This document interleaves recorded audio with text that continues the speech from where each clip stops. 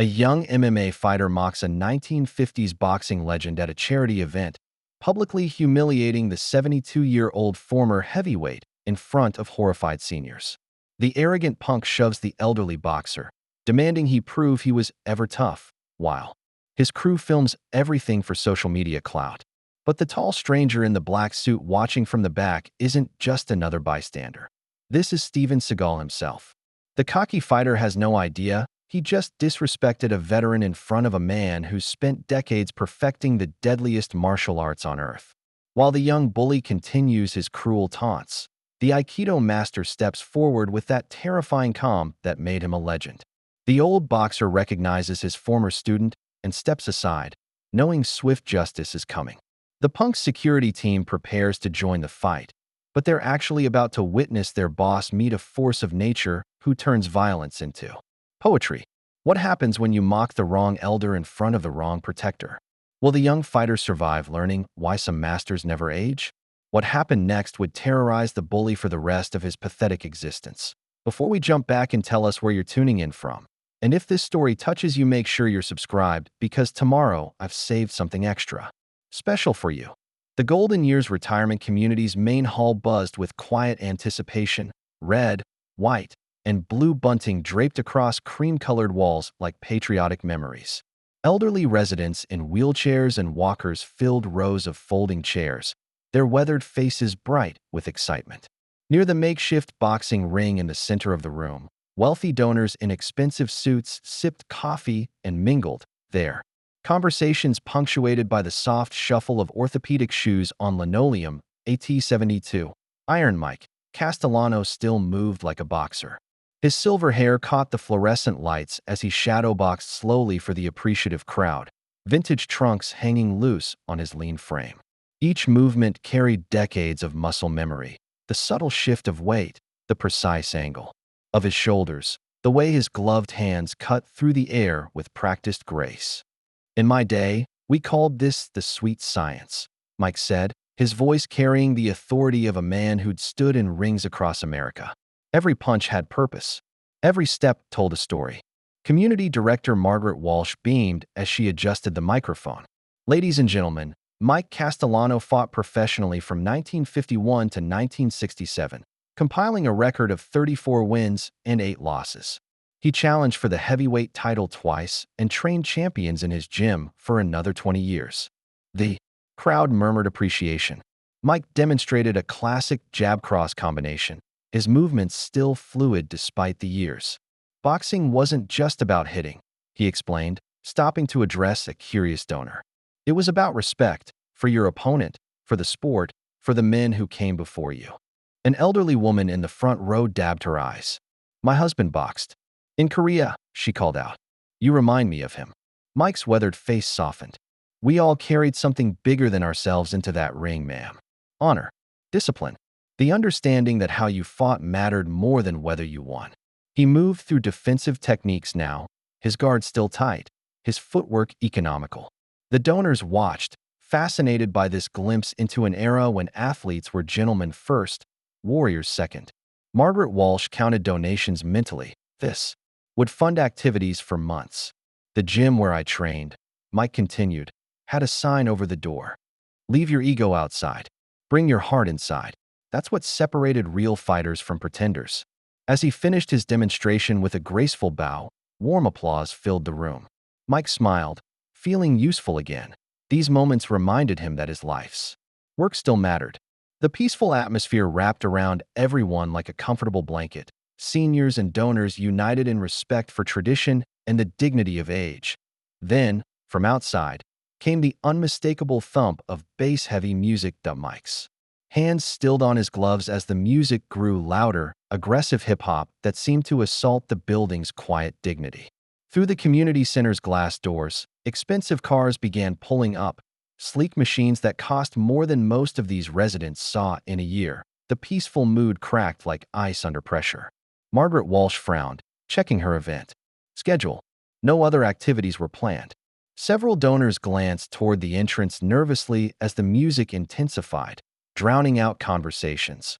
Mike removed his gloves slowly, instinct telling him trouble was coming. The bass line pounded against the windows like an unwelcome heartbeat, growing stronger with each passing second. The doors burst open with theatrical force, admitting a wave of aggressive energy that poisoned the peaceful atmosphere instantly. Danny Rodriguez strutted in like he owned the place, gold chains catching the light, his Rodriguez MMA empire, shirt stretched tight across a torso covered in elaborate tattoos. At 28, he radiated the dangerous confidence of someone who'd never truly been humbled. His entourage followed like predators. Rick Torino, his manager, already working his phone. Ashley Brennan, social media manager, filming everything. Two mountain-sized bodyguards nicknamed Tank and Diesel, and a pair of videographers capturing every angle. The contrast was jarring. Designer athletic wear and aggressive swagger invading a space of dignity and tradition. "What's up, Golden Years?" Danny announced, his voice cutting through the hip-hop music still blaring from outside. Several elderly residents flinched at the volume. "I heard there was some real fighting happening here today." Margaret Walsh stepped forward, her professional smile strained. "Excuse me, but this is a private charity event. You'll need to relax, lady." Danny waved her off dismissively. "I'm Danny Rodriguez. Maybe you've heard of me? 15 and 0 in professional MMA. 3 million followers across all platforms." He gestured to his crew. "We're here to see what real fighting looks like." The sarcasm in his voice made it clear he found nothing real about this gathering. Tank and Diesel positioned themselves near the entrance, their presence ensuring no one would interfere. The camera crew began setting up, treating the community center like their personal studio. "This is inappropriate." Margaret tried again, her voice shaking slightly. These residents deserve to see the difference between ancient history and modern combat." Danny interrupted, his eyes already locked on Mike Castellano. Speaking of which, he approached the ring where Mike stood quietly, studying this intruder with the patience of a man who'd seen every type of bully. Danny's crew followed, cameras rolling, as the young fighter began his performance. "So you're the famous Iron Mike," Danny said, his tone dripping with fake respect. "Man, it's such an honor to meet a legend." He paused for effect, ensuring his cameras caught everything. "I mean, a former legend. A has-been legend. But still, historically significant." The crowd's collective intake of breath was audible. Several donors shifted uncomfortably, recognizing cruelty when they saw it. Mike's jaw tightened slightly, but he maintained his dignity. "Son, this is a charity event for these good people," Mike said calmly. "If you're here to donate, we appreciate it. If not, donate." Danny laughed, the sound harsh in the refined space. "I'm here to educate. To show these folks what fighting really looks like in 2025, not 1955. He turned to address the crowd directly. "You're watching a dinosaur demonstrate moves that wouldn't last 5 seconds in a real fight." His crew captured every reaction. The horrified faces of the elderly residents, the uncomfortable expressions of the wealthy donors, the way Mike's hands clenched and unclenched at his sides. Real fighting happens in the octagon, Gramps. Not in some charity ring with boxing gloves and rules from the Stone Age. Danny circled Mike like a shark sensing blood, his voice growing louder with each cruel observation. The elderly boxer maintained his composure, but the dignity that had filled the room moments before was being systematically destroyed. "Come on, Iron Mike," Danny taunted, his crew positioning cameras for optimal angles. "Show these people you were ever actually tough. I mean, I've seen your old fights on YouTube. Talk about boring. Jab, jab, clinch, break. Where's the excitement? Where's the blood?" Mike stepped down from the ring with careful dignity, extending his hand for a respectful greeting. Danny looked at the offered handshake with theatrical amusement, letting the moment hang for his cameras before slapping Mike's hand away with deliberate force. "I don't shake hands with has-beens," he announced, ensuring his microphone caught every word. "Especially ones who think they were tough because they could hit other slow old guys." The cruelty was calculated, designed for maximum viral impact. Several elderly residents looked away, unable to watch their friend being humiliated. Margaret Walsh moved toward the phone, but Tank stepped casually into her path, his massive frame making his message clear without words. "You want to know what's wrong with your generation?" Danny continued, warming to his theme. "You think honor and respect matter. You think there's some nobility in getting punched in the face for money. But honor doesn't pay bills, old man. Views and clicks do. Engagement metrics matter. Legacy is whatever trends on social media. Mike's weathered hands trembled slightly, not from fear, but from the effort of controlling his anger. Son, you don't understand what. What I understand, Danny cut him off, is that you're taking up space that belongs to real fighters. Athletes who've evolved beyond your primitive approach to combat. He gestured dismissively at the vintage boxing equipment. This isn't fighting, it's choreographed dancing for people too old to appreciate real violence. The words hit Mike like physical blows. This wasn't just disrespect for him personally. It was an attack on everything he'd spent. His life building. The idea that honor was worthless, that tradition meant nothing, that the values he'd taught countless young fighters were somehow obsolete. In my day, Mike said quietly, his voice carrying decades of accumulated wisdom, we understood that. How you conducted yourself mattered more than winning. We showed respect for, your day is over. Danny shouted, playing to his cameras. Dead and buried. You're a relic, Gramps. A museum piece that should be grateful anyone remembers you existed. The room fell silent except for the software of camera motors. Even Danny's crew seemed uncomfortable with the level of viciousness. But they kept filming because that's what they were paid to do. Mike tried one more time to de-escalate. This is supposed to be a peaceful demonstration for charity. If you want to see real fighting techniques, I'd be happy to show you some defensive moves. Maybe we could, defensive? Danny's laugh was genuinely cruel now. That's your problem. Right there, old man. Real fighters attack. We take what we want. We don't ask permission or worry about feelings. He spun toward his cameras with a predatory smile. Watch me show these people what modern combat looks like. What happens when evolution meets extinction?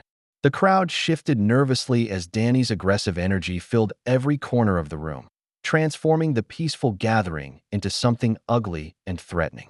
His crew moved with practiced efficiency, positioning equipment while tank and Diesel ensured no one interfered with their performance. Among the worried faces and uncomfortable shuffling, one figure remained perfectly still.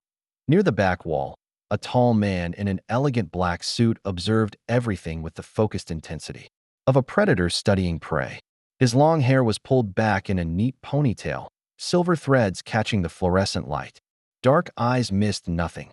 Not the calculated cruelty of Danny's performance. Not the way his crew positioned cameras for maximum humiliation. Not the trembling hands of elderly residents who'd come seeking simple entertainment. This was Steven Seagal. Though in the chaos of Danny's circus, he remained unrecognized and unnoticed. His hands, clasped behind his back, tightened slightly as Danny's mockery grew more vicious. There was something predatory in Seagal's stillness, the way a coiled spring stores energy before release. He'd seen enough bullies in his 71 years to recognize the type. Someone who fed on the helplessness of others, who mistook cruelty for strength. Someone should stop this, whispered an elderly woman beside him, her voice shaking with distress. Seagal nodded almost imperceptibly, his expression hardening as he watched Danny circle Mike like a vulture. The young fighter's every movement was calculated for maximum psychological damage. The dismissive gestures, the theatrical laughs, the way he played to his cameras while destroying an old man's dignity. The martial arts master had spent decades studying violence in all its forms. He understood the difference between necessary force and sadistic cruelty, between strength and the illusion of power that came from victimizing the vulnerable. What he was witnessing wasn't combat. It was something far uglier. Danny's voice carried clearly across the room. You think there's some nobility in getting punched in the face for money. But honor doesn't pay bills, old man. Views and clicks do. The words hit Seagal like a physical insult. He'd dedicated his life to the martial arts, to the idea that fighting could be a path to wisdom and self-improvement. The reduction of combat to mere entertainment, the dismissal of honor as worthless. It represented everything wrong with modern society. His dark eyes tracked Danny's movements with the precision of a hunter. The young fighter was strong, athletic, clearly trained. But Seagal had spent 5 decades learning to read people, and what he saw wasn't a warrior. It was a predator who'd never faced an equal opponent. The crowd's discomfort was palpable now. Several donors had stopped trying to look polite and were openly disgusted. Margaret Walsh clutched her phone like a lifeline, but Danny's security made their positions clear without words. As Danny's cruelty escalated, something shifted in Seagal's posture. The casual observer might not have noticed, but anyone familiar with dangerous men would have recognized the signs. The subtle settling of weight, the way his shoulders squared, the almost imperceptible forward lean that suggested imminent action. He took a single step forward, the movement flowing like water despite his size. His presence seemed to expand, filling space in a way that had nothing to do with physical dimensions. Several people nearby glanced at him instinctively, sensing predatory energy even if they couldn't identify its source. Danny continued his performance, oblivious to the fact that he'd attracted the attention of someone far more dangerous than any opponent he'd ever faced in a sanctioned ring. Danny's cruelty reached a new level as he stepped closer to Mike, invading the older man's personal space. With predatory intent, the cameras captured every angle as the young fighter prepared to cross the line from verbal to physical abuse. "Come on, Iron Mike." Danny's voice echoed through the silent room. "Show these people you were ever actually tough. Prove you're more than just stories and old photographs." Without warning, he shoved Mike's shoulder, not hard enough to knock him down, but sufficient force to make the 72-year-old stagger backward several steps. The collective gasp from the crowd was audible, a sharp intake of breath that spoke to the violation everyone had just witnessed. Mike steadied himself against the ring ropes, his weathered hands gripping the canvas-covered cables. His dignity remained intact, but the physical assault had shifted the entire dynamic. This was no longer mockery, it was genuine threat. "That's enough," Margaret Walsh shouted, her professional composure finally cracking. She started toward the confrontation, but Tank moved smoothly to intercept her path. The massive bodyguard didn't speak, didn't threaten. His presence alone made his intentions clear. Danny grinned at his cameras, feeding off the crowd's horror like a vampire drawing sustenance from fear. "Did you see that? The legend can barely keep his balance. One little push, and he's grabbing for support like a toddler." Several donors began moving toward the exits, their disgust overcoming any social obligations. But Diesel positioned himself near the doors, his bulk making departure seem inadvisable. The trap was complete. Danny had transformed a charity event into his personal stage, with captive audience and helpless victim. "This is what your heroes look like now," Danny continued, playing to both his live audience and the cameras that would spread this humiliation across the internet. Weak, scared, past their prime, living off memories that probably weren't even true to begin with. Mike's jaw tightened as he found his footing, but he maintained his composure with the discipline of a lifetime. "Son, you're making a mistake," he said quietly. "This isn't the kind of man you want to be." "I'm exactly the kind of man I want to be," Danny shot back. Rich, famous, undefeated, and not afraid to tell the truth about washed-up has-beens who think they deserve respect just for being old. The words cut deeper than any physical blow. These weren't random insults. They were carefully crafted to destroy not just Mike's dignity, but the entire concept of honoring one's elders. Across the room, the tall man in the black suit had gone completely still. His dark eyes tracked every movement, every gesture, as Danny's performance reached new depths of cruelty. The muscles in his jaw worked silently as he processed what he was witnessing. When Danny grabbed Mike by both shoulders and shook him roughly, something fundamental changed in the mysterious observer's expression. The patient watcher became something else entirely. A coiled predator recognizing that the time for observation had passed. The moment for intervention was approaching rapidly. Danny released Mike and stepped back theatrically, spreading his arms wide to encompass both his captive audience and the cameras documenting his performance. The movement was calculated for maximum visual impact, the young, powerful athlete dominating the frail, elderly victim. "This is what your hero looks like now," he announced, his voice carrying the false authority of someone drunk on their own power. Weak, scared, past his prime. This is the man you've been celebrating. Someone who can't even handle a friendly conversation without grabbing for support. The cruelty was breathtaking in its calculated precision. Every word was chosen to inflict maximum psychological damage while maintaining plausible deniability. To his cameras, Danny would appear to be simply having an animated discussion that got slightly physical. But everyone in the room understood they were witnessing something far uglier. Danny pointed dramatically at the makeshift ring. "I'll tell you what, Gramps. I'm feeling generous today. I'll give you one chance to save whatever's left of your reputation." His grin was predatory, shark-like. "Get in that ring and show me you were ever worth watching. Prove to these people that Iron Mike Castellano was more than just hype and hometown cooking." The challenge hung in the air like a poisonous cloud. Mike looked around the room at the faces watching him, some pitying, some concerned, all waiting to see what the old boxer would do. His pride warred with his common sense, decades of competitive instinct battling against the reality of his 72-year-old body. The silence stretched until it became unbearable. Finally, Mike nodded slowly, the movement carrying the weight of a lifetime's worth of decisions. "Light sparring only," he said firmly, his voice carrying the authority of someone who'd negotiated these terms thousands of times. "And with proper protective gear. I won't be part of some spectacle designed to whatever makes you feel safe, Gramps." Danny waved dismissively, already celebrating his victory. "Headgear, mouthpiece, whatever you need. Just get in there and try to show these people you were ever actually tough." As Mike began putting on protective equipment with the careful movements of age, the mysterious observer near the back wall began his own preparation. The tall man in the black suit removed his jacket with fluid precision, revealing broad shoulders and the unmistakable bearing of someone intimately familiar with violence. He set the expensive garment carefully on a nearby chair, the movement controlled and deliberate. Rolling up his sleeves exposed powerful forearms marked with old scars, evidence of a lifetime spent in serious conflicts. His ponytail caught the fluorescent light as he moved with the fluid grace of a predator approaching prey. Someone nearby whispered, "Who is that guy?" But the question went unanswered as all attention remained focused on the ring where Mike was slowly climbing through the ropes.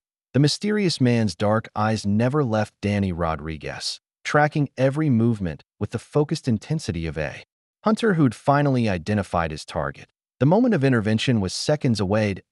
Mike adjusted his headgear with the careful movements of age, and Danny bounced around the ring like a peacock displaying for his cameras, the ponytailed stranger stepped forward from the crowd. His movement was so fluid it seemed to part the air itself, and when he spoke, his voice cut through the noise with quiet, unmistakable authority. "I think you've said enough, son."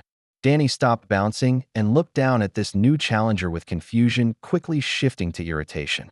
The young fighter's bravado faltered momentarily as he took in the tall man's imposing presence.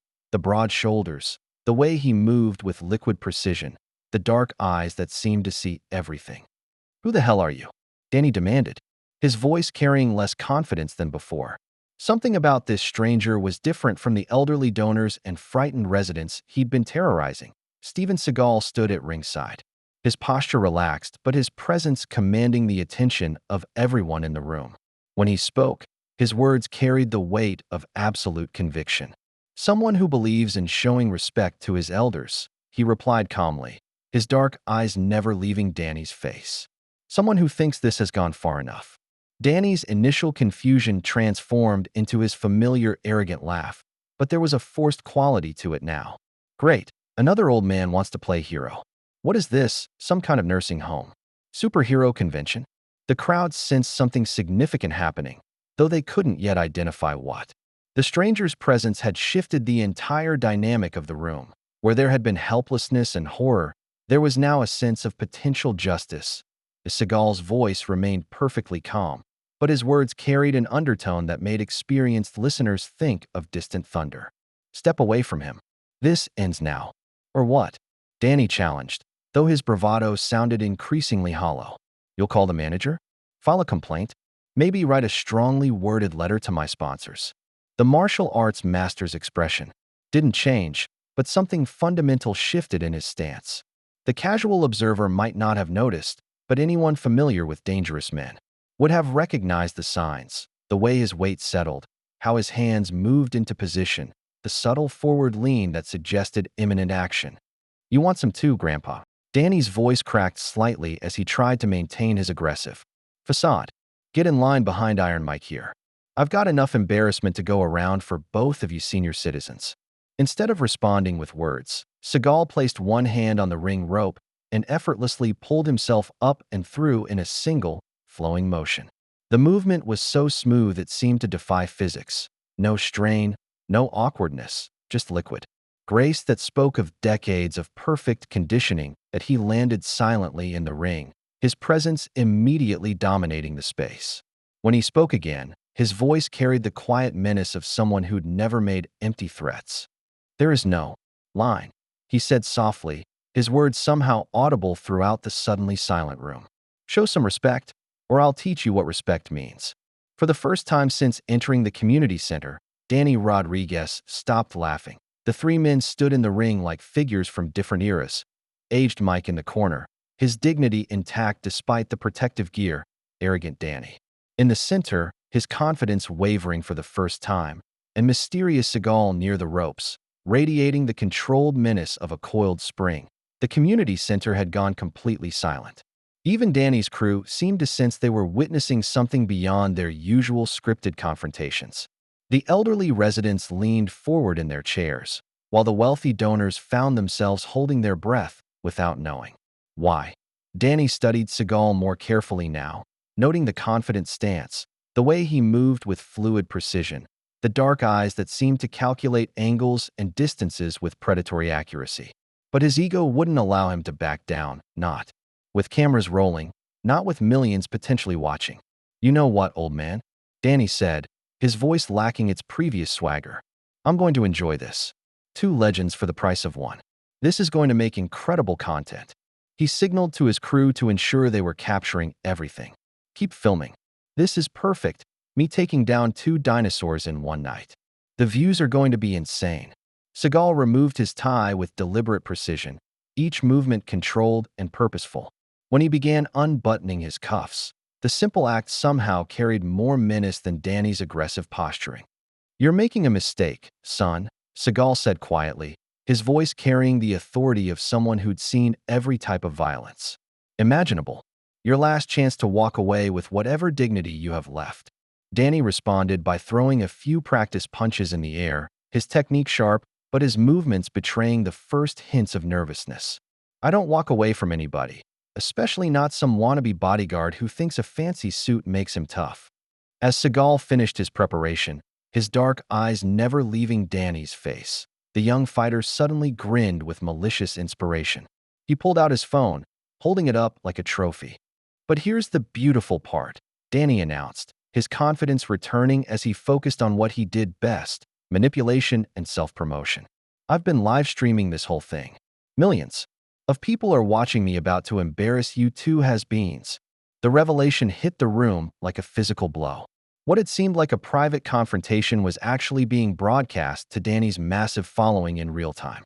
Every moment of humiliation, every cruel word, every second of violence was being consumed by audiences across the internet.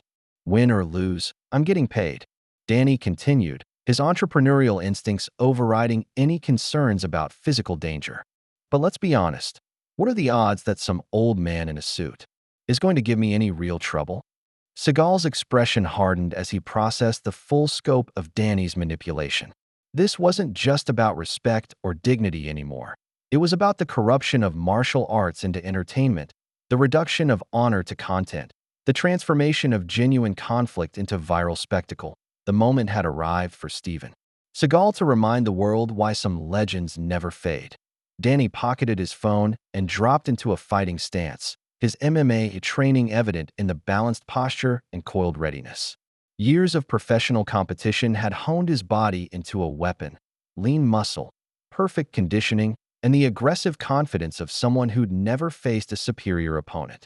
"Last chance to quit, Grandpa," he taunted, bouncing slightly on the balls of his feet. "I promise I'll make it quick. Wouldn't want to hurt you too badly in front of your nursing home friends." Seagal simply nodded to Mike, who climbed carefully out of the ring to safety. The elderly boxer's weathered face showed concern, but also recognition. He'd seen that particular stillness before, in fighters who possessed something beyond mere technique. Danny attacked first with textbook precision. A sharp jab followed by a cross, then immediately a low leg kick designed to test his opponent's mobility. His combinations were crisp, powerful, exactly what you'd expect from a professional mixed martial artist in his prime. But Steven Seagal moved like water. The jab slipped past his head with a minimal tilt.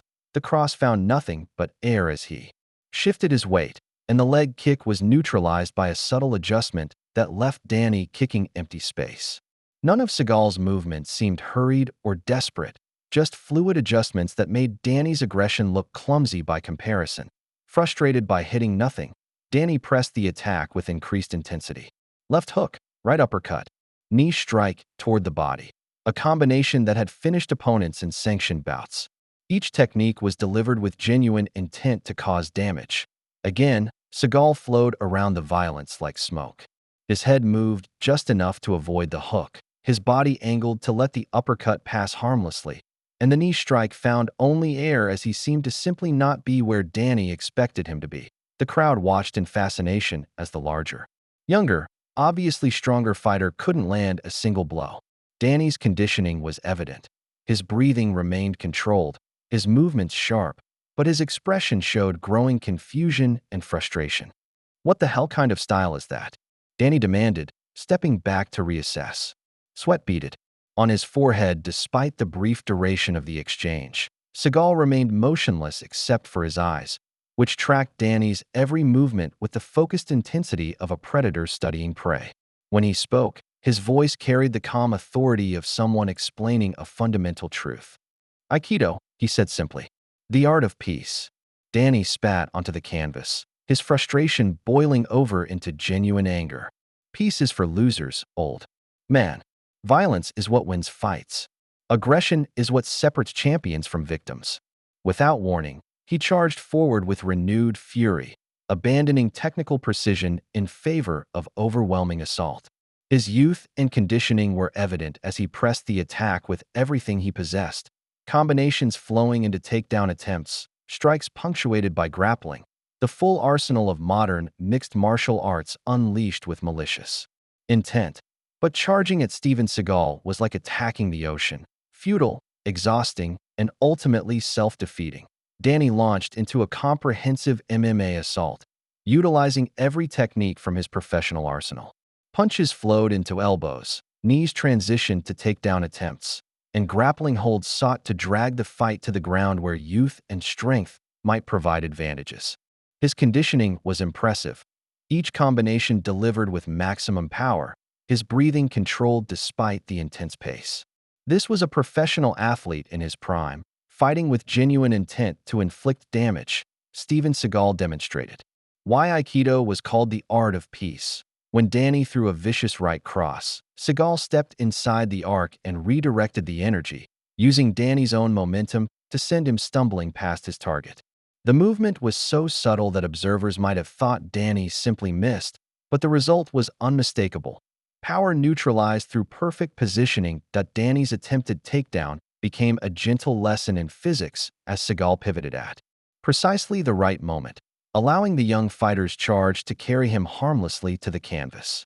There was no violence in the technique, no brutal slam, just momentum redirected until Danny found himself sitting on the mat, wondering how he'd gotten there. "You're fighting yourself," Seagal explained calmly as Danny scrambled back to his feet. "I'm just providing the direction." The crowd began to understand they were witnessing something extraordinary, not a fight in the conventional sense, but a masterclass in the application of physics to human conflict. Every attack Danny launched was answered not with counterviolence, but with redirection that turned aggression into empty air. Danny's frustration mounted with each failed technique. His strikes hit nothing, his grappling attempts found no purchase, and his takedowns resulted only in his own trips to the canvas. Meanwhile, Seagal moved with the fluid grace of someone for whom violence was simply another form of dance. "This is impossible," Danny muttered, breathing harder now. "You're not even fighting back." "I don't need to fight you," Seagal replied, adjusting his stance with minimal movement. "You're doing all the work for me." When Danny attempted a spinning kick, a technique designed to generate tremendous power through rotational momentum, Seagal simply wasn't there when the strike arrived. The young fighter spun through empty air, his own technique leaving him off balance and vulnerable. Aikido teaches us that true strength comes from harmony with natural forces, Seagal continued, as if delivering a lecture rather than participating in combat. Violence creates resistance. Resistance creates conflict. Conflict creates suffering. Danny's response was a string of profanity-laced threats about what he was going to do when he finally connected. But his movements were becoming less precise. His combinations less crisp. The psychological pressure of being unable to land a single blow was taking its toll. You want to know what suffering looks like? Danny snarled, wiping sweat from his forehead. Keep dancing around like a coward. And find out. His next attack came with genuine malice. A combination designed not just to win, but to inflict serious harm. But malice, like aggression, was simply another force to be redirected. Danny found himself face down on the canvas once again, deposited there so gently he wasn't sure exactly how it had happened. For the first time since childhood, Danny Rodriguez was beginning to understand what it felt like to be completely outclassed. Danny caught his breath on hands and knees. Seagal used the pause to address both his opponent and the captivated audience. His voice carried across the silent room with the authority of someone who'd spent decades understanding the deeper meaning of combat.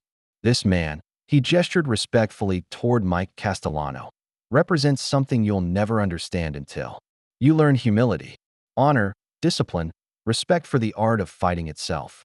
Danny pushed himself upright, his chest heaving from exertion and frustration.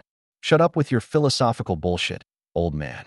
This is about fighting, not some Eastern mysticism garbage.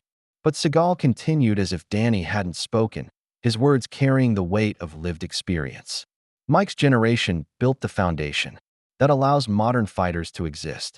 They didn't compete for social media metrics or viral videos.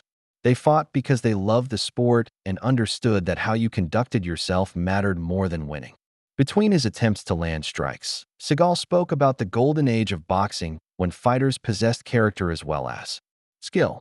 He explained how respect for opponents was considered as important as technical ability, how the greatest champions lifted up the sport rather than degrading it for personal gain.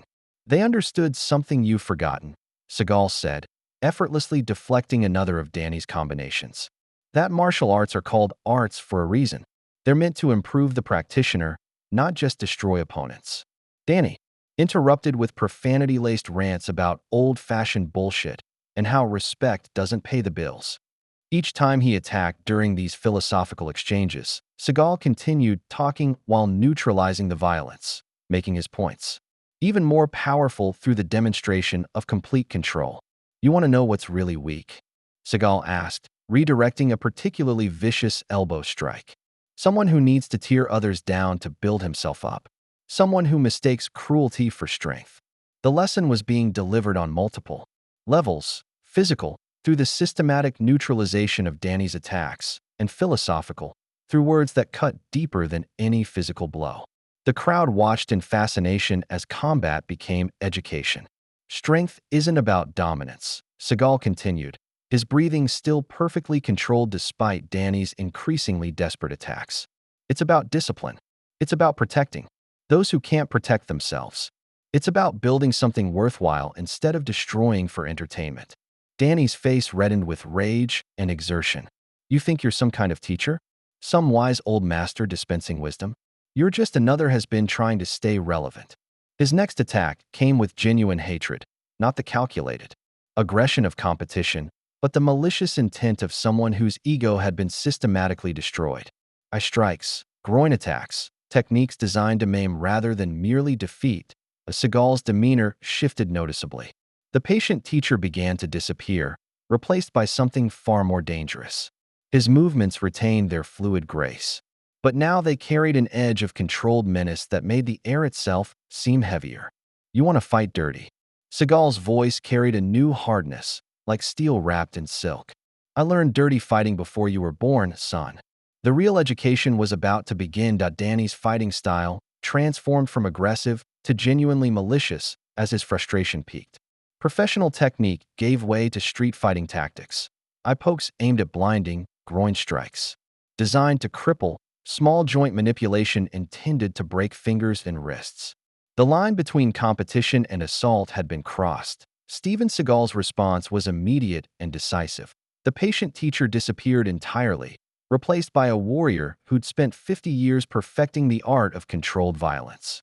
His Aikido became more forceful. Throws that had been gentle lessons now carried real impact. Joint locks that had been demonstrations now applied serious pressure. When Danny attempted to gouge his eyes, Seagal's response was a wrist lock that dropped the young fighter to his knees in genuine agony. The technique was precise, applying just enough pressure to cause intense pain without permanent damage, a lesson in the difference between control and brutality. You think dirty fighting is something new? Seagal's voice had lost all pretense of patience. I was breaking bones before you were born, son. The difference is, I learned when to stop. Danny cradled his aching wrist, his face contorted with pain and rage. But instead of reconsidering his approach, his sociopathic nature emerged fully. If he couldn't win through skill, he'd win through sheer ruthlessness. That he pulled a small cubiton from his pocket, a tactical pen designed to concentrate striking force into pressure points. The weapon transformed the encounter from unarmed combat to potentially lethal assault. Let's see how tough you are against this, Grandpa.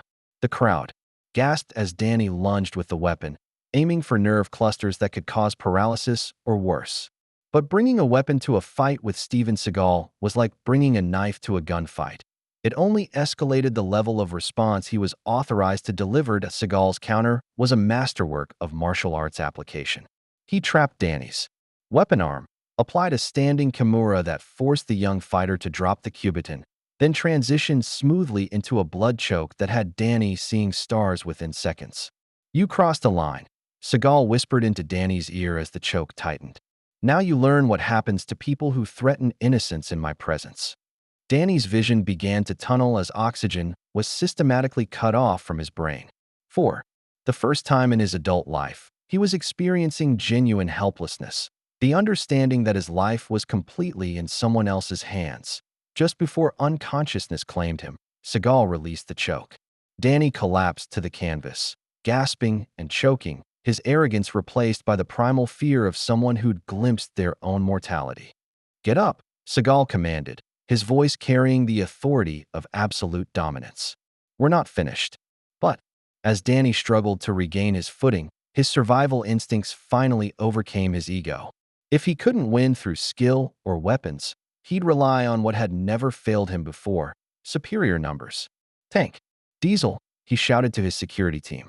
Get in here. All of you. The confrontation was about to escalate beyond anything the community center had ever witnessed.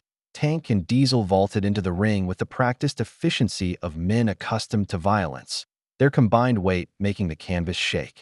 At the same time, Rick Torino climbed through the ropes despite his injured wrist from earlier, while Ashley kept filming from ringside, her cameras capturing every angle of the escalating chaos. What had begun as a one-on-one confrontation now became a coordinated assault as four men surrounded Steven Seagal in the confined space of the boxing ring. The elderly residents pressed back against the walls, their faces etched with terror at the sudden transformation of their peaceful charity event into something resembling a street brawl. But as the security team moved into position, someone in the crowd suddenly gasped in recognition. An elderly veteran near the front row squinted at the tall man in the center of the ring, his weathered face showing sudden comprehension. "Oh my God," he whispered, his voice carrying in the tense silence. "That's Steven Seagal." The name rippled through the audience like an electric current. The action movie star, the martial arts master from all those movies. The recognition spread with increasing volume and excitement as the crowd realized they were witnessing something far beyond a simple confrontation. Margaret Walsh, who had been frantically dialing 911, nearly dropped her phone as the implications hit her. The mysterious stranger who'd intervened wasn't just some good Samaritan. He was a legitimate legend, a man whose fighting skills had become the stuff of Hollywood mythology. Danny's crew overheard the crowd's excited whispers, and Ashley's eyes lit up with predatory gleam as she adjusted her camera angles. This wasn't just content anymore. This was potentially career-defining footage. The livestream viewer count was exploding as word spread across social media that Danny Rodriguez was confronting an actual action star. But Danny himself had a very Different reaction to the revelation. Instead of fear or intimidation, his eyes blazed with greedy excitement as the full scope of his opportunity became clear. "Steven freaking Seagal," he announced to his cameras, his voice cracking with barely contained hysteria. "This is even better than I planned. You're all watching Danny Rodriguez take on a Hollywood legend. This is going to break the internet." The recognition that might have deterred a wiser man only fed Danny's narcissistic hunger for fame. He saw dollar signs and viral potential rather than the very real danger he was courting. His damaged ego convinced him that exposing a fake action star would catapult him to unprecedented levels of celebrity. "Keep filming everything," he shouted to his crew. "Every second. This is the content that's going to make us all rich." Tank and Diesel exchanged uncertain glances. They'd signed up to intimidate ordinary people, not to assault a man whose reputation was built on devastating opponents. But their paychecks depended on Danny's success, and retreat wasn't an option with cameras rolling. Seagal stood in the center of the ring, surrounded but unperturbed, his dark eyes calculating angles and distances with the precision of someone who'd faced overwhelming odds before. The revelation of his identity had changed the dynamics for everyone else. But for him, it simply meant the gloves were finally off. The legend was about to remind the world why some reputations are built on truth, with sirens wailing in the distance. The charity event transformed into a battlefield as Danny coordinated his team's assault. The confined space of the ring became a tactical nightmare for most fighters, but Steven Seagal had spent decades learning to use environmental constraints to his advantage. "Wrap this up before the cops get here," Danny shouted to his security team, his voice carrying the desperate edge of someone who understood that time was running out. "I need knockout footage for the viral video." Tank moved first, using his massive frame to try to corner Seagal against the ropes while Diesel circled to cut off escape routes. Rick, despite his injured wrist, attempted to grab Seagal from behind, turning the confrontation into a coordinated group assault that would have overwhelmed most opponents. But Seagal had fought multiple attackers in confined spaces before, both on movie sets and in real-world situations that had never made the news. His response was to treat the ring not as a prison, but as a tactical advantage that forced his opponents to interfere with each other. The elderly crowd pressed against the walls as overturned chairs and scattered decorations marked the expanding chaos. Margaret Walsh continued her frantic phone conversation with emergency services while donors pulled out their own phones to record what they were witnessing.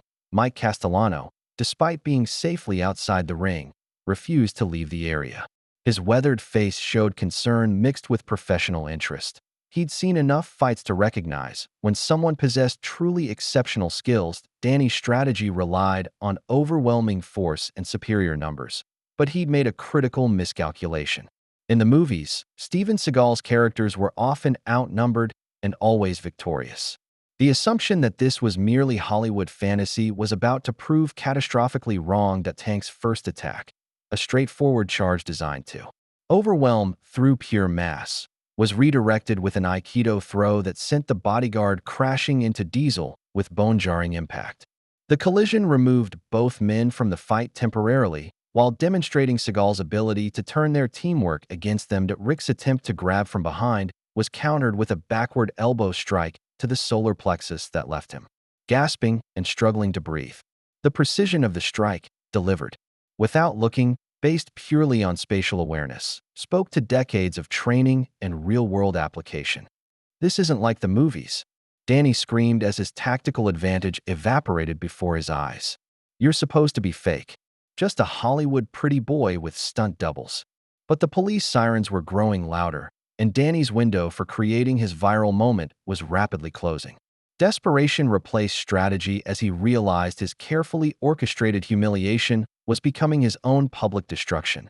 The livestream comments were exploding with viewers recognizing that they were witnessing something unprecedented, an actual action star demonstrating that his reputation might be built on more than special effects and choreography. As Tank and Diesel disentangled themselves and prepared for another coordinated assault, Seagal's expression hardened with the realization that these men weren't going to stop until they were physically incapable of continuing. The time for restraint was rapidly ending. With police sirens growing closer, The fight intensified as Danny's desperation infected his entire crew. What had begun as calculated intimidation transformed into genuine violence as Tank and Diesel coordinated their next assault with the methodical precision of experienced street fighters. Steven Seagal faced the coordinated attack with the calm efficiency of someone who'd spent decades preparing for exactly this type of scenario. Multiple opponents in confined space, limited time, witnesses present. Every variable had been calculated and planned for in training that stretched back 5 decades. Tank charged from the left, while Diesel approached from the right, their timing designed to force Seagal into choosing which threat to address first. But Aikido taught that such choices were illusions. Properly applied, one technique could neutralize multiple attackers simultaneously. Seagal's response was a masterwork of martial arts application. He stepped into Tank's charge at the last possible moment, using the big man's momentum for a hip throw that sent him crashing into Diesel with devastating effect. The collision was so precise that both bodyguards went down in a tangle of limbs and confusion, but Rick, despite his earlier injury, had circled behind during the exchange. His grab for Seagal's neck was met with a pressure point strike to the radial nerve that dropped him instantly, his arm going completely numb from shoulder to fingertips. Each takedown was delivered with surgical precision, enough force to neutralize the threat without causing permanent injury. This wasn't the random violence of street fighting, but the controlled application of technique refined through countless hours of practice. "How is this possible?" Danny demanded, his voice cracking, as he watched his security team systematically dismantled. "You're supposed to be an actor. This is supposed to be fake." The crowd watched in awe as one man methodically defeated multiple younger, stronger attackers using nothing but skill and positioning. Every movement flowed into the next with liquid grace that made violence look like choreography, except that effects were devastatingly real. Tank struggled to his feet only to be caught in a standing arm bar that hyperextended his elbow joint just enough to convince him that further resistance was inadvisable. Diesel's attempt to grab Seagal from behind resulted in a backward throw that deposited him outside the ring entirely. The systematic destruction of his security team left Danny isolated and psychologically shattered. His entire worldview that youth and aggression could overcome age and experience was being demolished before millions of livestream viewers. "This isn't over," Danny shouted as police officers burst through the doors of the community center. "Everyone saw me take on Steven Seagal. That makes me famous regardless of who wins." But as officers flooded the room and paramedics began checking on the injured security team, Danny's defiant words rang hollow. His carefully orchestrated publicity stunt had become a public humiliation, broadcast live to an audience that was witnessing the difference between authentic skill and manufactured bravado. Seagal stood calmly in the center of the ring, surrounded by the evidence of his overwhelming victory. As law enforcement began the process of sorting out what had transpired in the Golden Years retirement community, police officers separated the combatants as paramedics rushed to check on Danny's battered security team. Tank nursed a hyperextended elbow, Diesel complained of back pain from his unceremonious exit from the ring, and Rick's arm remained partially numb from the nerve strike. None of the injuries were serious, but all were humiliating reminders of their complete defeat. Danny clutched his phone like a lifeline as officers began taking statements from the dozens of witnesses. His live stream had captured everything. His own systematic humiliation broadcast in real time to millions of viewers who'd tuned in expecting to see him dominate another victim. "I want to press charges," Danny demanded, his voice shrill with desperation. "That man assaulted me and my employees." This was supposed to be a peaceful demonstration. But Margaret Walsh was already providing her own statement to the lead detective, describing how Danny had entered uninvited, terrorized elderly residents, and escalated from verbal to physical abuse. The dozens of witnesses corroborated her account, painting a clear picture of who the actual aggressor had been. Steven Seagal spoke quietly with investigators, his calm demeanor and articulate explanations contrasting sharply with Danny's increasingly frantic protests. Mike Castellano provided additional context about the young fighter's behavior, while several donors offered to testify if necessary. In the chaos of police interviews and medical evaluations, Danny appeared to have lost decisively on every level. His security team was injured, he'd failed to land a single significant blow on Seagal, and he was facing potential assault charges for his attack on Mike Castellano. But as statements were taken and people began to leave, Ashley Brennan revealed their secret weapon. While everyone focused on the immediate aftermath, she'd been monitoring the livestream metrics and social media response to their encounter. "Danny, you need to see this," she whispered urgently, showing him her tablet. The view count was astronomical. Millions of people had watched the confrontation, and the numbers were still climbing as clips spread across every platform. More importantly, their narrative control team was already spinning the story. Professional editors were creating highlight reels that emphasized Danny's moments of aggression while downplaying Seagal's dominance.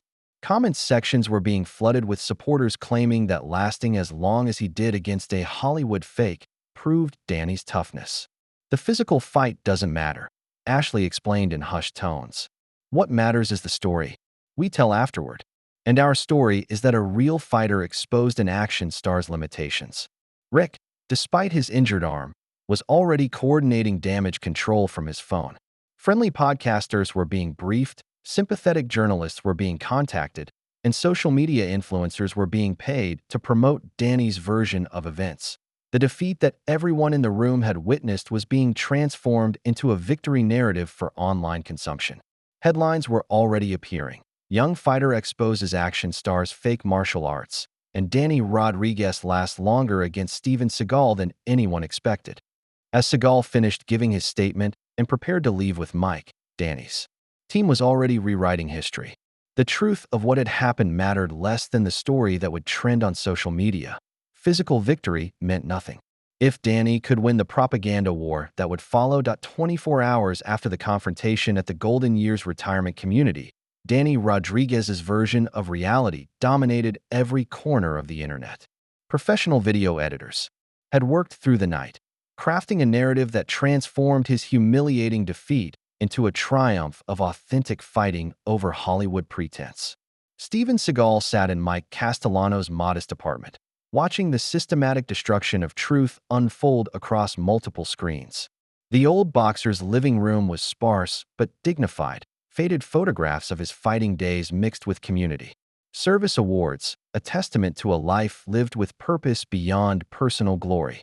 "Look at this garbage," Mike muttered, pointing at his television where a popular sports podcast was analyzing the encounter. The hosts, clearly briefed by Danny's team, focused exclusively on carefully edited clips that showed the young fighter's aggressive moments, while conveniently omitting every instance of Seagal's dominance. Rodriguez showed incredible heart going toe-to-toe with a Hollywood legend, the podcaster declared with manufactured enthusiasm. The fact that he lasted as long as he did against someone with Seagal's supposed reputation proves that movie fighting doesn't translate to real combat. Seagal's expression remained impassive, but his dark eyes reflected the frustration of watching lies become accepted truth. On Mike's laptop, social media feeds exploded with viral memes mocking Seagal's age and questioning whether his decades of movie success had ever been based on genuine martial arts ability. The hashtag #FakeActionStar was trending worldwide, accompanied by thousands of posts claiming that Danny had exposed the difference between choreographed movie violence and authentic mixed martial arts. Young viewers who'd never heard of Steven Seagal before yesterday were now convinced they'd witnessed the debunking of a manufactured legend. "They're saying you relied on stunt doubles for everything," Mike said, scrolling through increasingly vicious comments. "That your Aikido is just dance moves dressed up as fighting. That any real martial artist would destroy you in seconds." The most painful aspect wasn't the personal attacks. Seagal had endured decades of criticism and controversy. What cut deeper was watching the systematic demolition of everything martial arts represented. Honor, respect, discipline, the idea that fighting could be an art form rather than mere brutality. All of it was being reduced to entertainment metrics and viral content. Danny's follower count had exploded overnight, jumping from 3 million to over 8 million as controversy drove engagement. His management team had booked him on every major podcast and YouTube show, where he spun increasingly elaborate tales of his victory over the action star who'd hidden behind movie magic for 40 years. "In my day, truth mattered more than spin," Mike said sadly, turning off the television in disgust. If you lost a fight, you lost. There wasn't any way to edit reality or buy a different narrative. Seagal nodded grimly, understanding that they were witnessing something beyond mere personal humiliation. This was about the fundamental corruption of values, the idea that perception mattered more than reality, that manipulation could triumph over authenticity, that lies repeated loudly enough would eventually become accepted truth. The livestream footage existed in its entirety, showing exactly what had happened in that ring. But raw truth couldn't compete with professional editing, coordinated messaging, and the modern attention span that preferred digestible highlights to comprehensive understanding. That Danny's team had turned his defeat into a masterclass in modern media manipulation. They'd isolated moments where he'd pressed attacks, ignored the context where those attacks were effortlessly neutralized, and created a narrative that served their commercial interests regardless of its relationship to reality.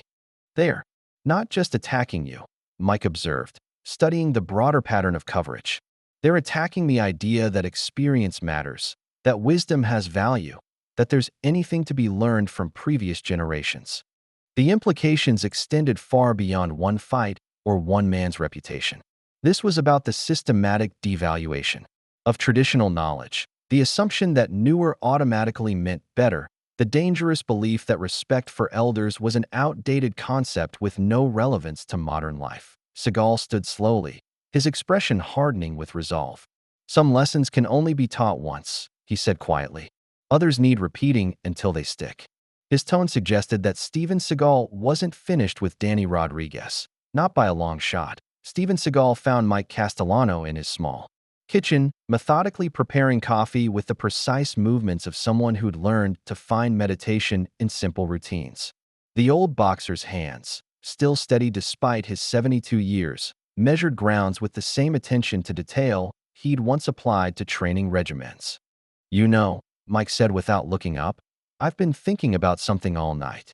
Something I probably should have told you yesterday, before all this started." The apartment was filled with morning light streaming through clean windows, illuminating photographs that told the story of a life dedicated to boxing. But among the familiar images of Mike in his fighting prime, Seagal noticed several pictures he'd never seen before, including one of a much younger version of himself, barely 25, wearing boxing gloves and standing beside a middle-aged Mike Castellano. 1973, Mike said, following Seagal's gaze to the photograph. "You were working as a bouncer at that club in Hollywood, remember? Taking martial arts classes during the day, trying to make rent at night. You were good with your hands, but you didn't understand the fundamentals of real fighting." The memory came flooding back, a young Steven Seagal, passionate about martial arts, but lacking the foundational knowledge that separated authentic fighters from weekend warriors. He'd been studying Aikido and other Eastern disciplines, but something was missing from his education. "You came to my gym because someone told you that movie fighting and real fighting were different things," Mike continued, pouring coffee into two mismatched mugs. "You wanted to learn what actual combat felt like, not just the philosophical aspects of martial arts." Seagal accepted the coffee, his mind traveling back 5 decades to a small, gritty gym in downtown Los Angeles, where the air smelled of sweat and determination. Mike had been in his 40s then, recently retired from professional boxing, but still possessing the knowledge and instincts that had carried him through nearly 2 decades of competition. "You taught me more than boxing techniques," Seagal said. Quietly, "You taught me discipline, respect for opponents, the understanding that real strength comes from character, not just physical ability. And you were the most dedicated student I ever had," Mike replied, settling into his worn armchair. "You understood that martial arts weren't about domination, they were about self-improvement, about becoming better than you were yesterday, not better than everyone else." The revelation reframed everything that had happened at the community center. Danny's disrespect hadn't just been an attack on a random elderly man. It had been an assault on Seagal's teacher, his mentor, the man who'd helped shape his understanding of what fighting truly meant. "That punk didn't just insult me," Mike continued, his voice carrying the weight of accumulated wisdom. "He insulted everything we both learned together. The idea that honor matters, that respect for your elders isn't weakness, that there's a right way and a wrong way to approach combat. Seagal studied the photograph again, remembering the countless hours they'd spent together in that gym. Mike had taught him boxing fundamentals, but more importantly, he'd taught him that martial arts were a path to wisdom rather than just a means of defeating opponents. When I watched him mock you, push you around, treat you like you were worthless, Seagal said, his voice carrying a new edge. It wasn't just about defending a stranger. It was about defending everything you taught me about what a martial artist should be. The connection between them ran deeper than teacher and student. It was a lineage of values that stretched back through generations of fighters who'd understood that how you conducted yourself mattered more than winning. Danny's behavior represented everything wrong with modern combat sports. The pursuit of fame over excellence, the willingness to destroy others for personal gain, the complete absence of respect for those who'd built the foundation that allowed current fighters to exist. He needs to learn what we both know, Mike said finally, his weathered face set with determination. That true victories aren't won in the media or on social platforms. They're won in the ring, with honor, where lies can't survive contact with reality.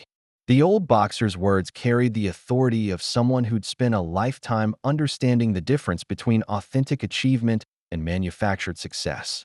It's time to remind him that some lessons can only be learned the hard way. Steven Seagal arrived at Danny Rodriguez's Los Angeles training facility like a force of nature, his presence immediately commanding attention from everyone in the expensive, state-of-the-art gym. The contrast was stark, modern equipment and mirrored walls versus the timeless authority of a man who'd mastered violence before most of the trainers were born. Danny was in the middle of a filmed training session, working heavy bags while his crew captured content from multiple social media platforms. His technique was sharp, his conditioning evident, but there was something performative about the entire display, fighting for cameras rather than genuine improvement. "You've been busy," Seagal observed, his voice cutting through the hip-hop music and the rhythmic impact of gloves on leather. The gym fell silent as everyone recognized the tall figure who dominated news cycles for the past week. Danny stopped mid-combination, his confidence wavering as he faced the man who'd systematically dismantled his security team just days earlier. But surrounded by his own people in his own space, some of his bravado returned. "Steven Seagal," he said, pulling off his gloves with deliberate casualness. "Come to try some damage control? Maybe apologize for embarrassing yourself on livestream." "Actually," Seagal replied, his tone carrying the calm authority that had made him legendary, "I came to offer you something you've never had before, a fair fight." The proposal hung in the air like a challenge written in blood. Everyone in the gym understood the implications immediately. This wasn't about random encounters or viral moments. This was about settling accounts in the most fundamental way possible. "You won the propaganda war," Seagal acknowledged, gesturing toward the multiple cameras that were already recording their conversation. "Your editing team did excellent work. Your social media strategy was flawless. You convinced millions of people that your version of reality was true." Danny's crew exchanged glances, recognizing that this was either an enormous opportunity or a potentially catastrophic trap. Ashley Brennan was already calculating angles and metrics, while Rick Torino considered the pay-per-view possibilities. "But now I'm curious," Seagal continued, his dark eyes never leaving Danny's face. "Can you win a real fight?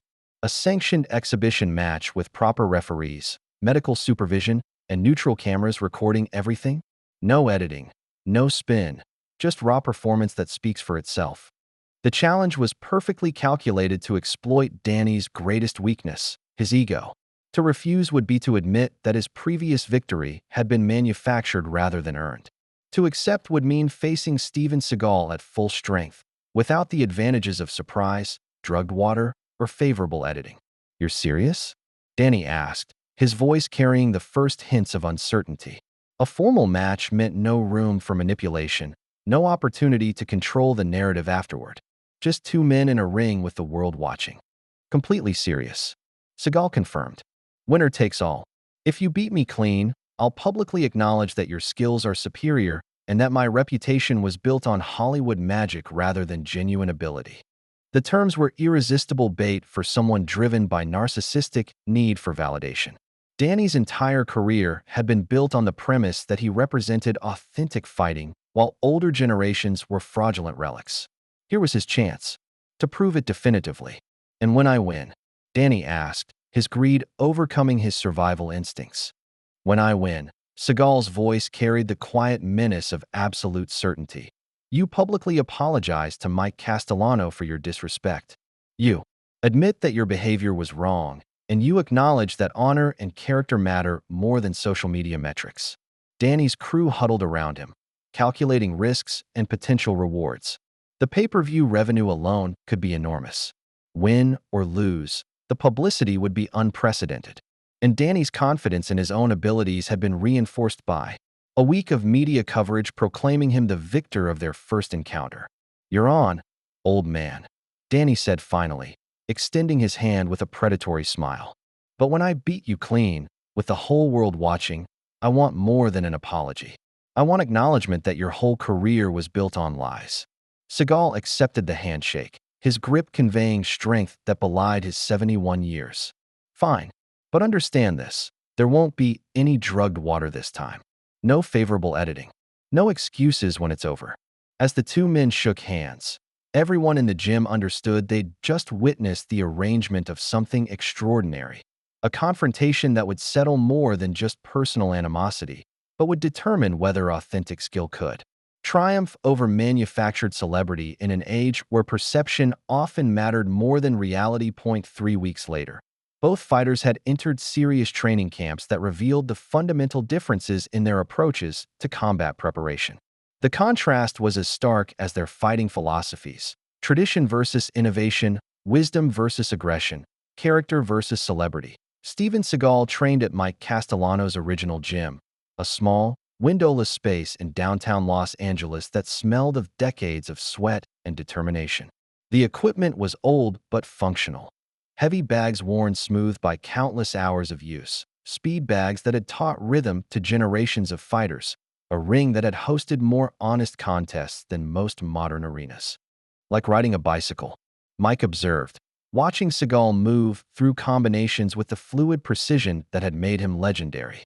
At 71, the action star's conditioning was remarkable, not the explosive athleticism of youth, but the deep, sustainable fitness that came from a lifetime of disciplined training. Their sessions focused on refinement rather than revolution. Seagal's techniques were already perfect.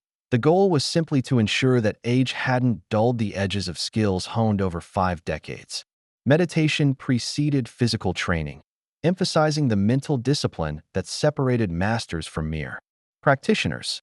"Remember," Mike said, holding focus mitts for Seagal's combinations, "this isn't about proving you're still tough. This is about teaching a lesson in respect. Stay calm, stay centered, and let your skill do the talking." Meanwhile, across the city, Danny Rodriguez had spared no expense in his preparation. His training facility buzzed with activity as top MMA coaches, nutritionists, sports scientists, and conditioning experts worked to optimize every aspect of his performance. The contrast with Seagal's simple approach was intentional: modern methods versus traditional wisdom. "This is our moment," Rick Torino declared during a strategy session, his injured wrist now healed, but his hunger for vindication stronger than ever.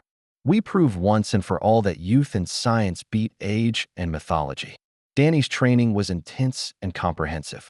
Sparring sessions with multiple partners prepared him for different fighting styles. Video analysis broke down every available footage of Seagal's previous encounters. Nutritionists fine-tuned his diet for optimal performance, while sports psychologists worked to maintain his confidence despite the nagging memory of their first encounter.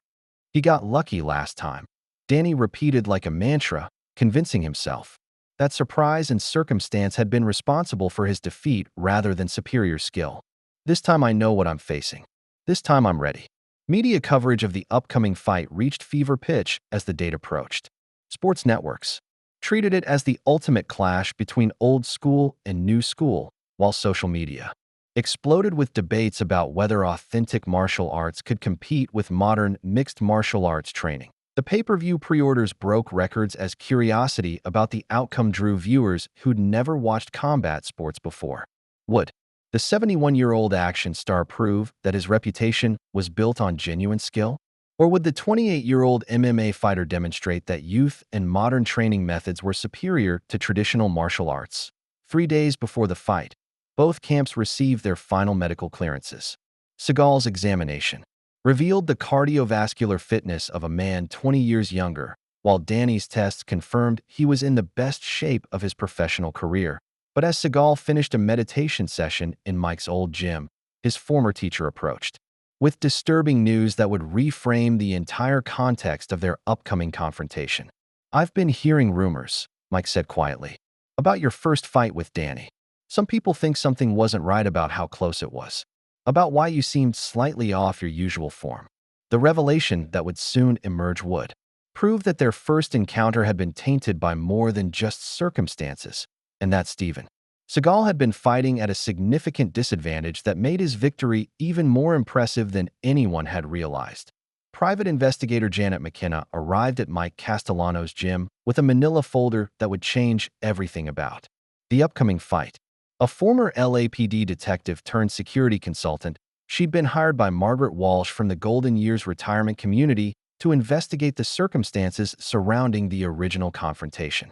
"What you're about to see might be hard to believe," McKenna said, spreading photographs and chemical analysis reports across Mike's desk. "But we have definitive proof that Danny Rodriguez's team chemically compromised Steven's performance during their first encounter. The evidence was damning and comprehensive.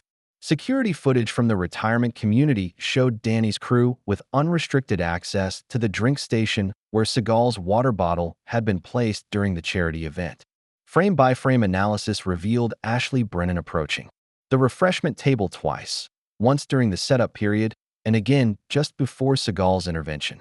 We recovered the remainder of Steven's water bottle," McKenna explained, pointing to laboratory results. Chemical analysis revealed traces of chloral hydrate, a mild sedative that's virtually tasteless when dissolved in water. Not enough to be dangerous, but sufficient to slow reflexes, dull concentration, and reduce overall coordination. Seagal studied the documentation with growing understanding. The subtle feelings of sluggishness he'd attributed to age, the slightly delayed reactions that had made Danny's attacks seem more effective than they should have been, all of it now made perfect sense. "This explains why the first fight was closer than it should have been," Mike said, his weathered face showing disgust at the depths of Danny's deception. "You were fighting at maybe 60% capacity, and you still dominated him completely." The implications were staggering.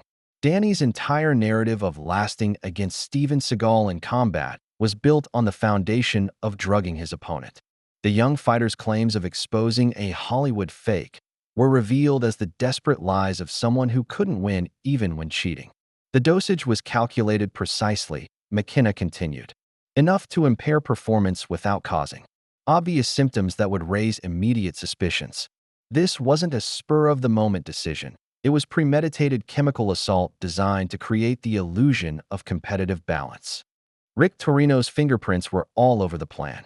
Phone records showed multiple conversations with contacts in the underground fight scene who specialized in providing performance-enhancing drugs and their opposites.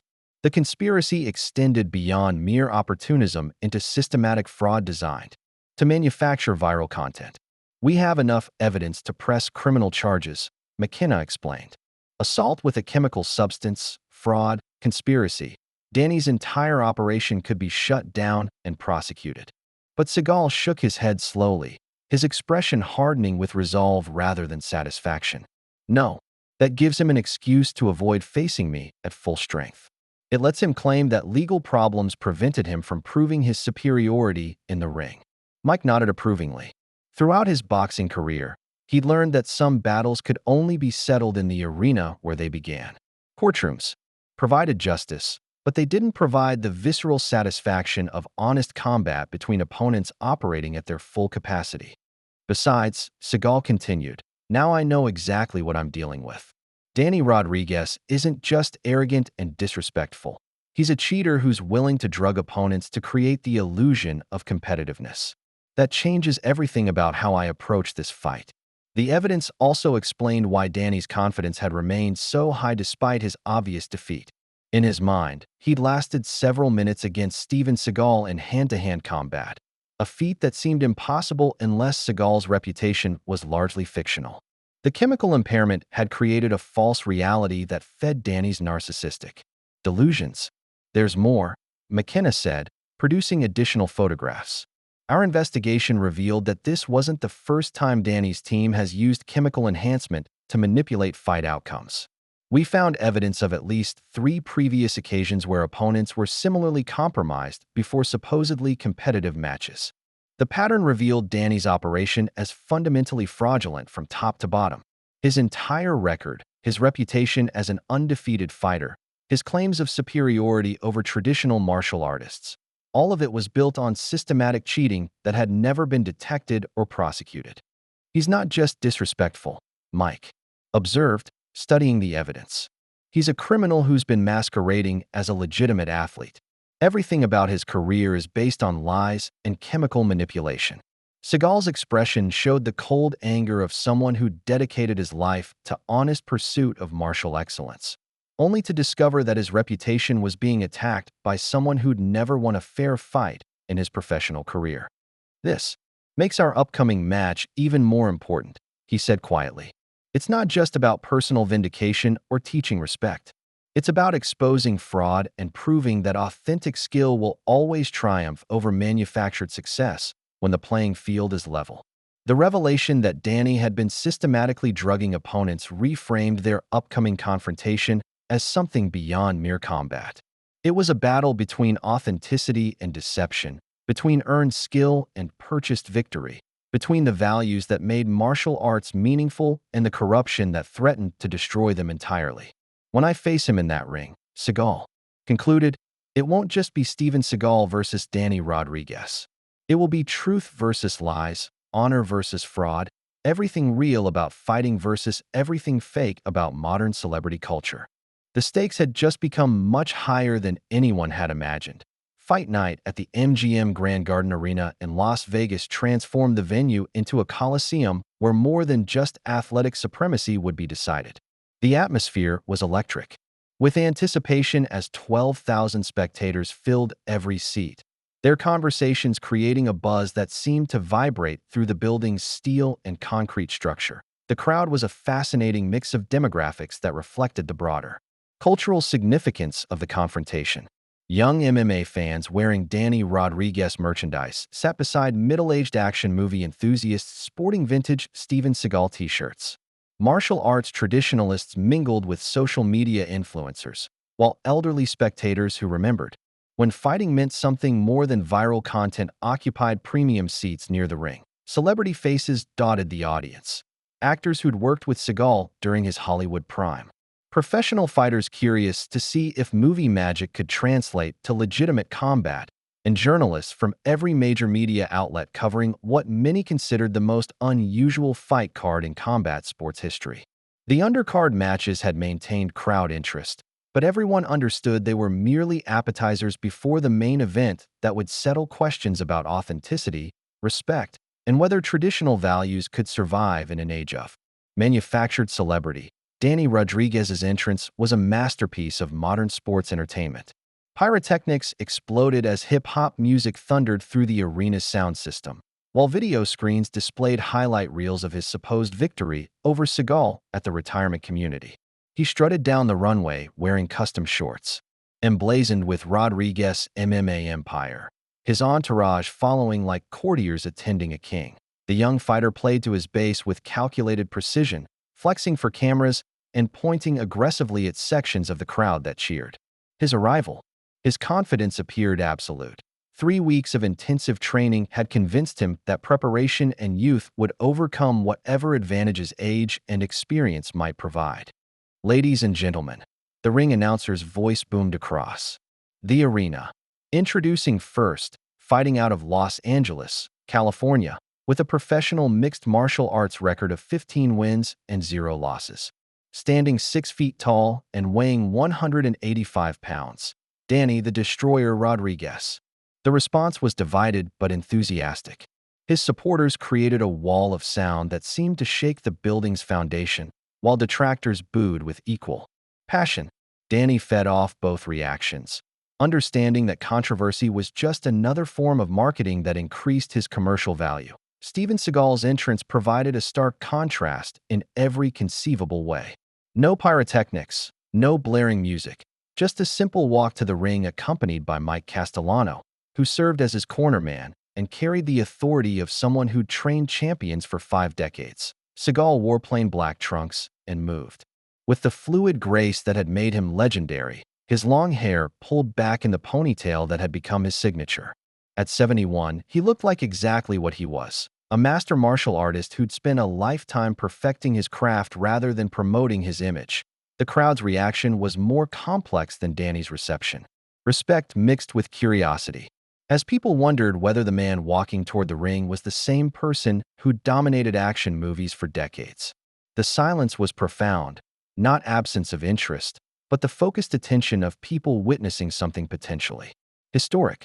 And introducing his opponent, the announcer continued, fighting out of Los Angeles, California, a martial arts master and action film legend, standing 6 feet 4 inches tall, Steven Seagal. The applause was thunderous, but different from Danny's reception. This was appreciation for achievement rather than celebration of potential.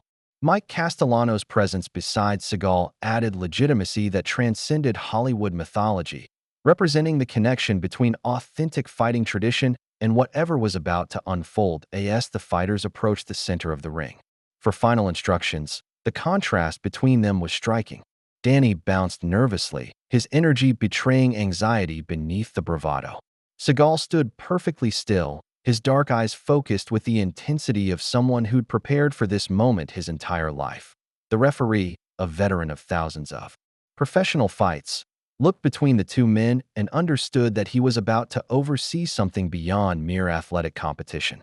When he instructed them to touch gloves, Danny whispered with false confidence, "This time there's no editing to save you, Grandpa." Seagal's response was delivered with the quiet menace of absolute certainty. "This time, I'm not drugged, son." The words hit Danny like a physical blow, confirming that Seagal knew about the chemical manipulation that had compromised their first encounter. For the first time since arriving at the arena, Danny's confidence wavered as he realized that his opponent understood exactly what had happened and why it wouldn't happen again as they returned to their corners for final preparations. 12,000 spectators and millions of pay-per-view viewers prepared to witness a confrontation that would determine whether authentic martial arts mastery could triumph over manufactured celebrity in an era where perception often mattered more than reality. The bell was about to ring on more than just a fight. It was about to signal the beginning of a reckoning that had been 50 years in the making. Chapter 23, the opening bell resonated through the MGM Grand like a gunshot, triggering an explosion of movement that immediately demonstrated the vast difference between the fighters' approaches to combat. Danny Rodriguez came out aggressively, bouncing on his toes with the nervous energy of someone trying to end the fight before his opponent could establish any rhythm or control. But Steven Seagal moved like a different species entirely, fluid, centered, with the patient confidence of someone who understood that fights were won through technique and timing rather than furious expenditure of energy. The contrast was immediately visible to anyone who understood martial arts at a sophisticated level. Round 1 showcased Seagal's defensive mastery in ways that made their first encounter look like amateur hour, without chemical impairment clouding his reflexes. The 71-year-old martial arts legend moved with supernatural precision. Danny's opening combination, jab, cross, hook, low kick, was neutralized so effortlessly that it seemed choreographed, except the young fighter's frustration was genuinely spontaneous. Every technique Danny had drilled thousands of times in preparation met empty air as Seagal flowed around violence like water around stones. The Aikido principles that had been slightly dulled during their first encounter now operated at full efficiency, turning Danny's aggression into a demonstration of why traditional martial arts had survived for centuries. "He's not even breathing hard," Mike observed from Seagal's corner, watching his former student systematically dismantle a professional fighter in his prime. "It's like watching a masterclass in energy conservation." Danny's corner, by contrast, was already showing signs of panic. Rick Torino's instructions became increasingly frantic as he realized that their carefully planned strategy was evaporating against an opponent who seemed to exist outside normal physical laws.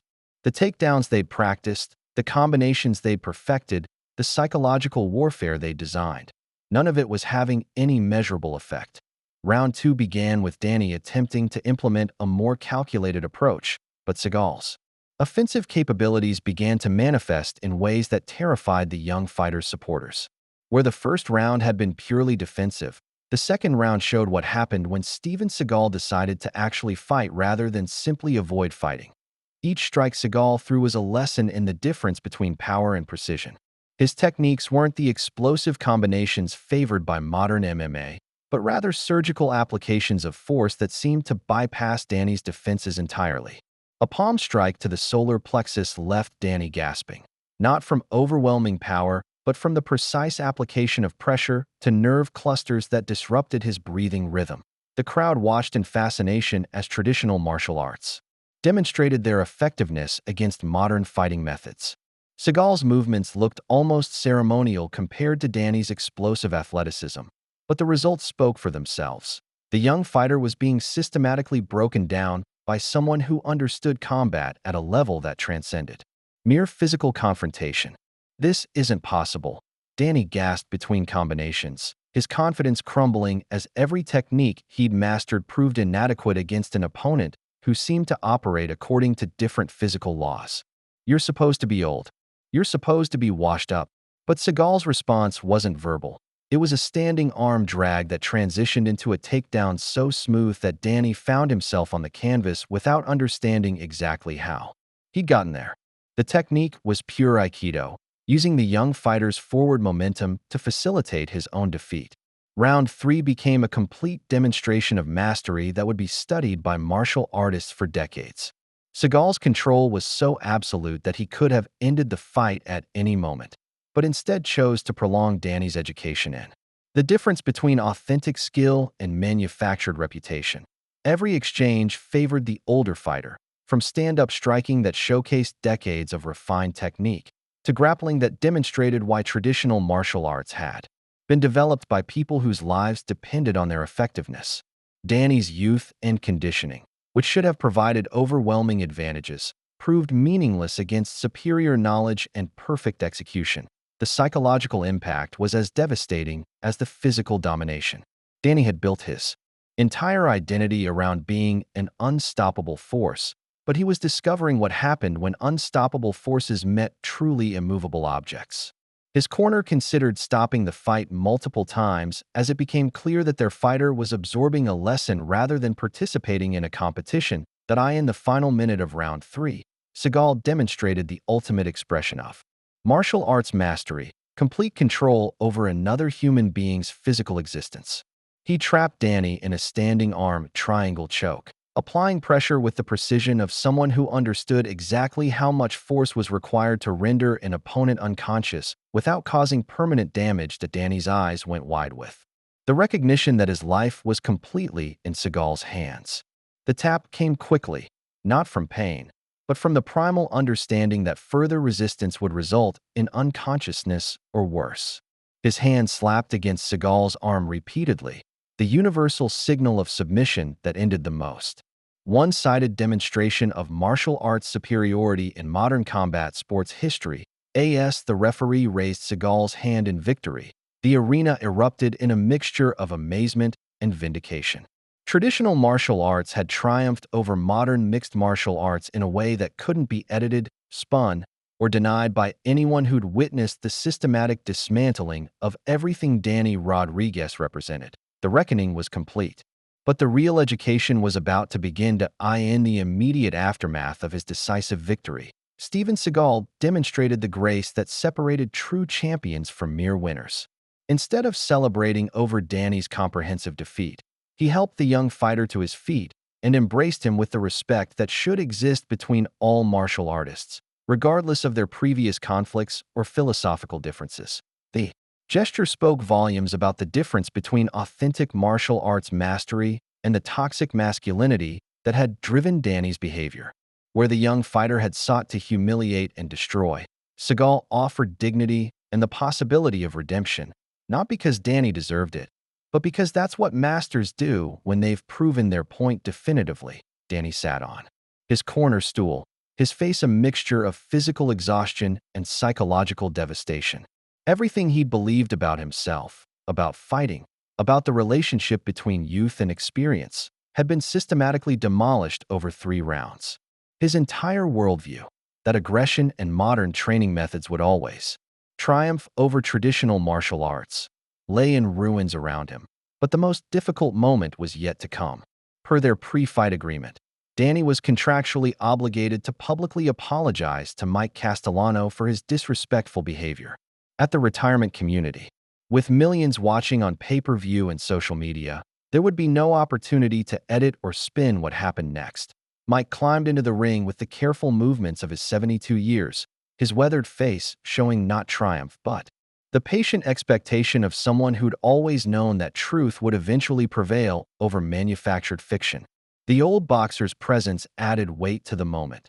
This wasn't just about one fight, but about the restoration of respect for traditional values and the dignity of elders. "Danny," the ring announcer said, handing him a microphone. "Per your agreement, you have something to say." Standing in the center of the ring with millions watching, Danny looked into the cameras that had documented his rise and now would record his humiliation. His voice cracked as he began to speak, the words coming with obvious difficulty but unmistakable sincerity. "Mike Castellano is a true champion and a better man than I am," he said, his arrogance finally stripped away to reveal something approaching genuine humanity. "I was arrogant, disrespectful, and wrong. I thought that being young and strong gave me the right to tear down someone who built the foundation I stand on." The apology continued as Danny acknowledged that his behavior had been driven by ego rather than any legitimate grievance, that his pursuit of viral fame had led him to attack someone who deserved respect rather than mockery. With each word, the toxic persona he'd cultivated crumbled to reveal someone capable of growth and change. Mike accepted the apology with the grace that had characterized his entire life, even offering to help Danny train properly if the young fighter was serious about learning respect for the martial arts and the men who'd dedicated their lives to perfecting them. Seagal used his victory speech to emphasize the larger message that had driven his intervention from the beginning. Traditional values, respect for elders, honor in competition, the understanding that character mattered more than fame, weren't outdated concepts but timeless principles that every generation needed to rediscover. "Martial arts aren't about domination," he said, his voice carrying clearly through the arena and across broadcast networks. "They're about self-improvement. They're about becoming better than you were yesterday, not better than everyone else. They're about building something worthwhile instead of tearing others down for entertainment." The crowd's response was thunderous. But more importantly, the message resonated with viewers who'd grown tired of celebrity culture's emphasis on conflict and controversy over substance and character. Social media response shifted dramatically as people who'd initially supported Danny's disrespectful behavior began to understand what they'd really been celebrating. 6 months later, the transformation was complete but quiet. Danny Rodriguez trained at Mike Castellano's old gym, having lost most of his social media following, but gained something far more valuable: genuine respect for the martial arts and the wisdom to understand that true strength comes from character, rather than physical dominance. His training sessions were private affairs now, focused on fundamentals rather than spectacular techniques designed for viral videos. Mike worked with him on basic combinations, while Seagal occasionally stopped by to monitor his progress and ensure that the lessons learned in their confrontation were taking root in daily practice. The story concluded not with dramatic flourishes, but with the quiet satisfaction of watching someone choose growth over ego, respect over celebrity, and character over fame. Danny's bow to both his elders at the end of each training session represented more than just martial arts protocol. It was acknowledgement that the greatest victories happen not in front of cameras, but in the daily decision to become a better person than you were the day before. The final image was of 3 generations of fighters, past, present, and future, united by mutual respect and the timeless understanding that true champions are measured not by their ability to defeat others, but by their commitment to the values that make victory meaningful in the first place. If you like the story, Please watch another story on our channel and subscribe to the channel.